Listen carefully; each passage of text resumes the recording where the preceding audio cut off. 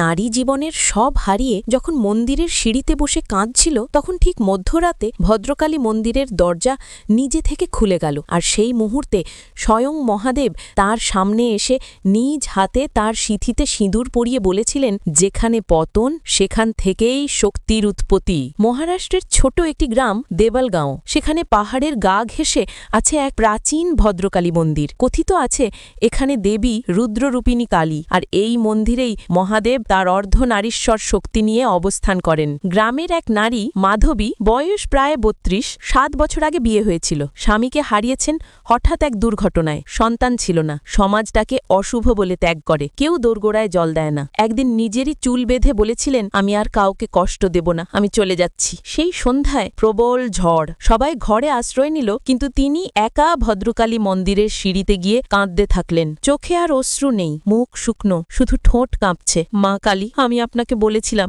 আমার সিঁথির সিঁদুর শেষ হয়ে গেলে আপনি না হয় নিজেই তা পূরণ করবেন। আজ সিঁথিতে আর কিছু নেই, আপনি যদি সত্যিই থাকেন তবে আপনি নিজেই আসবেন। এটা বলে তিনি কান্নায় ভেঙে পড়লেন। রাত ১২টা, মন্দির বন্ধ, কেউ নেই আশেপাশে। হঠাৎ মন্দিরের মূল দরজা অভ্যন্তর থেকে নিজে থেকে খুলে গেল। ভেতর থেকে তীব্র ধূপের গন্ধ আর দেবী ঘণ্টার স্বয়ংক্রিয় ধ্বনি। মাধবীর চোখের সামনে ধূপকুণ্ডের আগুনে এক ছায়া গঠিত হল। ছায়া ধীরে ধীরে সামনে এগিয়ে এলো, এক অসীম শান্ত কিন্তু তেজস্বী রূপ। অর্ধেক শরীর কালী, অর্ধেক শিব, কপালে ভস্য, জটা, ত্রিনয়ন, আর পাশে দেবীর আগুন। তিনি সামনে এসে দাঁড়ালেন। নারী মাটিতে মাথা রেখে কাঁদতে লাগলেন। তখন তিনি বললেন, বৎসে, যে নারী ভাঙতে জানে সে তৈরি হতেও জানে। তোমার সিঁদুর মুছে গেছে, কিন্তু মনে রেখো, সিঁদুর শুধু দাম্পত্য নয়, এটি শক্তির প্রতীক। মাধবী ফিসফিস করে বললেন, আমি তো ভাঙা, আমার শক্তি কোথায় মহাদেব? তখন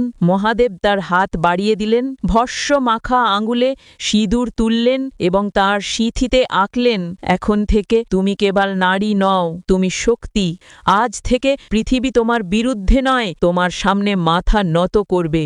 এক মুহূর্তে প্রবল ঝড় থেমে গেল। নারীর মাথায় আলো পড়ল, তার শরীরে এক অদ্ভুত উষ্ণতা ও সাহস উঠে এলো। পরদিন সকাল, গ্রামবাসীরা দেখে মন্দিরের দরজার সামনে একজন নারী বসে, তার সিঁথিতে তাজা সিঁদুর আর পাশে হালকা ভস্য, যেন কারো দেবহস্ত লেগে আছে। শুধু তিনি ধীরে বললেন, দেবী আর মহাদেব বললেন, আমি শেষ নই, আমি শক্তি। আজ সেই মন্দির পুজোর আগে নারীরা সিঁদুর পূজা করেন, যাকে বলে মহাদেব সিঁদুর সংযোগ তীর। এক নারী যখন ভেঙে যায় তখন দেবতা তার হাত ধরে শক্তিতে রূপান্তরিত করেন। যদি আপনি বিশ্বাস করেন নারী শক্তি ভক্তির সর্বোচ্চ রূপ, কমেন্টে লিখুন, জয় মা ভদ্রকালী।